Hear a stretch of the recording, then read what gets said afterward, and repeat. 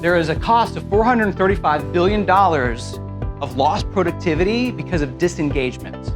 Let's define disengagement. People who show up to work every day, they just do their jobs.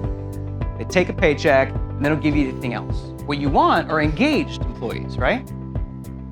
Now I want to take a moment and kind of reflect on what are these conditions that exist that create these kinds of cultures. And for this, I actually do want to do a little demonstration. All right, so I've just hired Lauren and Edward to work for my company. Hey, buddy. All right. So my company, I don't own it. I'm actually just a manager, mid-level manager in my company. And what we do is we pass the ball. And we just pass the ball back and forth, back and forth, back and forth. That's how we make money, okay? So I've just hired Lauren and Edward. Hey, you're doing so good. Doing so good. Yes, yes. Now I do need you to, you're actually not doing it compliantly, so if you could stand apart a little bit more. Okay, there you go. So I'm gonna give these two 10 seconds, and I'm gonna ask them to pass the ball back and forth, and however many times they pass it, that's how much money we're making, okay? Let's go. 10 seconds, ready, Lauren, go.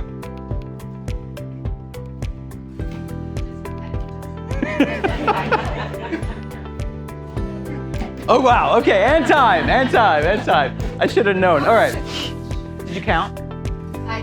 How many times? 18 times. Okay, fantastic. Okay, great job, love my team. They're doing tremendous work. But I just got off the phone with my boss, Sean, okay? Sean has just told me that last quarter we didn't make our budget, and we're about to not make our budget this quarter. Now I gotta make up for last quarter and also make this quarter. So he's putting the pressure on me, and he says, failure's not an option, get it done. So I'm gonna take that pressure that Sean just gave me, and I'm gonna give my team a pep talk. You ever had one of those pressure-infused pep talks? Yep, okay. So guys, we gotta do better. I just got told that we didn't make our quota, so we gotta improve our capacity. We need to do better than 18, okay? But, let me have the ball, Edward. I'm gonna teach you guys, when I came up, when I was in your job, this is how I did it, okay? I bent my knees like this, I put the ball over my head like that, and I passed it like that, okay? I need you to do it exactly like that, because that's, listen, I still hold the record for the most passes, okay? Also, Edward, I need you to stand here, and Lauren, I need you over here. Over here, Lauren, over there. Okay, so I need you guys to do it perfectly the way I laid it out. I also need you to double your capacity. Okay, so I need you to go more than 18. What's more than 18? 36. Okay, that's great. I also need you guys to know that I have a line of people out here who want your job. They're clamoring for it. And listen, I hope you guys understand what's at stake. But if you can't get it done, I'll find someone who can. Okay? All right. Do y'all feel motivated? Yeah. Pressure. All right, wait. Hang on. Wait. Oh, there's one more thing. Edward's getting married in 29 days. So instead of doing my job, he's thinking about his fiance. He's thinking about all the cake that he has to try. He's thinking about the table settings, the bachelor party. How you feeling, buddy? I'm feeling great. Yeah, I did not tell you. I haven't worked out yet.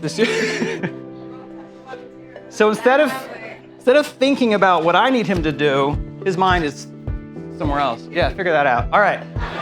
So you got... Never again.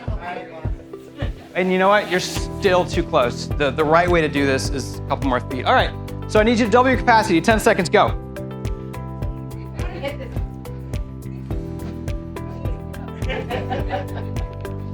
Don't break anything. All right, that's time. Thank you for counting. We didn't double our capacity, we cut it in half.